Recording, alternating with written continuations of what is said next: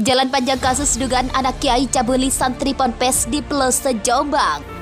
Memakai ilmu metafakta, mereka mengistilahkan metafakta itu katanya tidak bisa dijelaskan menggunakan akal.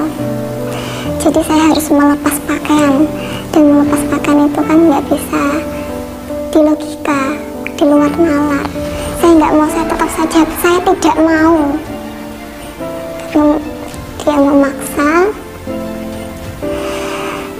masih menggunakan alasan yang sama. Kalau kamu tidak mau, berarti kamu masih menggunakan akal, kamu belum menjiwai itu metafakta.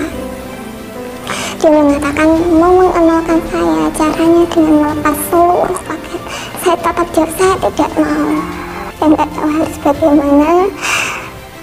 Saya nggak bisa ngapa-ngapain, di situ nggak ada orang sama sekali karena sudah sekian lama ternyata masih berkepanjangan masalah ini. Kejadian itu terus terulang. Saya merasa miris. Sekolah yang selama ini diidam-idamkan, niat mencari ilmu, dari jauh datang, ternyata sampai sana diperlakukan seperti itu. Dan kejadian ini terus berulang. Saya ada rasa nggak terima. Ya Allah, beri jalan ya Allah. Dan saya berharap tidak ada terulang. Gimanapun mengotori lembaga pendidikan, mengotori apalagi ini pesantren, Masya Allah, dimendalik. Karena disibukkan dengan dunia. Mereka adalah orang-orang yang menyesal ketika menghadap Allah. Mereka berkata, Rabbana ya Allah, absarna, mata kami sudah melihat azab, wa sami'na, telinga kami sudah mendengar pekikan teriakan azab, farji'na, balikkan lagi kami ke dunia, kembalikan kami dalam kehidupan, inna muqinun, kami yakin seyakin-yakinnya. Tapi hari itu penyesalan tak lagi bermakna. Berapa banyak orang yang sampai hari ini masih hidup tapi dicabut Allah Subhanahu wa ta'ala nikmat iman dan Islam.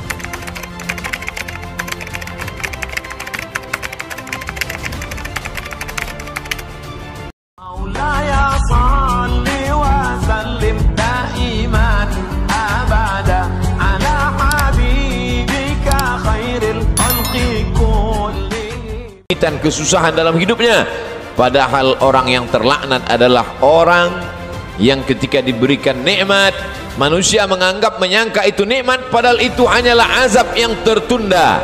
Apa kata Allah Subhanahu wa ta'ala? Sanastadrijuhum, kami berikan mereka istidraj min haitsu la ya'lamun, tanpa mereka sadari mereka sedang dipermainkan Allah Subhanahu wa ta'ala. Orang menyangka mereka adalah orang-orang yang diberi nikmat, padahal sesungguhnya dia sedang dipermainkan dengan azab tapi berbaju nikmat. Nabi menjelaskan ayat ini, innallaha la yumli lizalim, Allah Subhanahu wa ta'ala mengulur orang-orang yang zalim, yang aniaya. Diulur umurnya panjang, diulur rezekinya banyak, diulur keluarga anaknya sehat lengkap sempurna, tapi justru itu menjauhkan dia dari Allah Subhanahu wa ta'ala. Ada manusia ini perbuatannya jauh dari Allah, tapi istrinya dekat kepada Allah. Ada manusia ini keluarganya jauh dari Allah, tapi pekerjaannya dekat kepada Allah. Laknat adalah ketika tiga-tiga yang ada dalam diri manusia semuanya jauh dari Allah Subhanahu wa ta'ala. Tabbat syada Abi Lahab wa tab, Abu Lahab dilaknat Allah. Apa yang pertama jauh dari Allah Subhanahu wa ta'ala? Ma aghna anhu maluhu, hartanya yang banyak justru membuat dia semakin jauh dari Allah. Wa ma kasab, usahanya, pekerjaannya, perbuatannya, aktivitasnya juga membuatnya jauh dari Allah. Wa mra'atuhu hammalatal hatab, perempuan yang mendampingi dirinya juga membuat dia semakin jauh dari Allah Subhanahu wa ta'ala. Jangan sampai kita salah pandang. Karena salah berpikir, maka kita akan salah melihat, salah berbicara. akhirnya kita akan suudzon kepada Allah Subhanahu wa taala. Di mana keadilan Allah? Mengapa orang yang tidak berbuat pahala, tidak pernah berbuat sedekah, tidak pernah melaksanakan salat, badannya sehat, umurnya panjang, rezekinya melimpah, di mana keadilan Allah?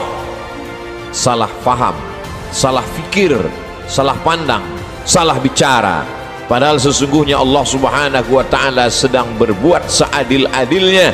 Ada orang-orang yang salah, diberikan Allah ujian sakit, lalu kemudian hapus dosanya, bersih dia menghadap Allah.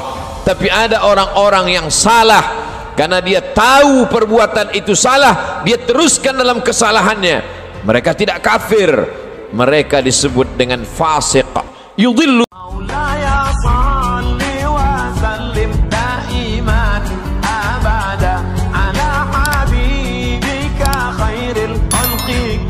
Aparat kepolisian daerah Jawa Timur hingga kini masih menyisir area pesantren Sidikiyah Pleso mencari tersangka pencabulan santriwati berinisial MSAT, anak kiai pengasuh pesantren itu. Pihaknya menegaskan upaya penggeledahan area pesantren seluas 5 hektar itu dilakukan untuk menemukan MSAT, 42 tahun yang masuk daftar pencarian orang atau DPO. Penjemputan paksa ini merupakan upaya memastikan perkara pidana yang menjerat tersangka MSAT tetap berlanjut. Ia juga mengatakan Polda Jatim sudah cukup lama menangani kasus tersebut. Polisi juga sudah melakukan pendekatan humanis agar tersangka mematuhi hukum.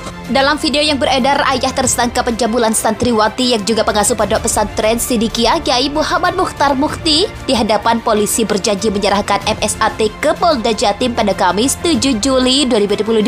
Selain mencari pelaku kasus asusila yang juga anak pengasuh pondok pesantren tersebut, polisi juga mengamankan puluhan orang yang menghalang-halangi langkah polisi untuk melakukan pencarian tersangka. Mereka bukan santri melainkan sukarelawan pendukung MSAT. Saat ini mereka masih diperiksa di Polres Jombang terkait dengan keterlibatannya. Kasus yang diduga melibatkan MSAT itu terjadi pada 2017 dengan melakukan perbuatan asusila pada 5 santri putri di kawasan pesantren Desa Puri Semanding, Kecamatan Pelendaan, Kabupaten Jombang. MSAT juga ditetapkan sebagai tersangka sejak tahun 2020, namun yang bersangkutan terus mungkir dari panggilan pemeriksaan di aparat kepolisian daerah Jawa Timur hingga kini masih menyisir area pesantren Sidikiyah Pleso mencari tersangka pencabulan santriwati berinisial MSAT, anak kiai pengasuh pesantren itu. Pihaknya menegaskan upaya penggeledahan area pesantren seluas 5 hektar itu dilakukan untuk menemukan MSAT, 42 tahun yang masuk daftar pencarian orang atau DPO. Penjemputan paksa ini merupakan upaya memastikan perkara pidana yang menjerat tersangka MSAT tetap berlanjut. Ia juga mengatakan Polda Jatim sudah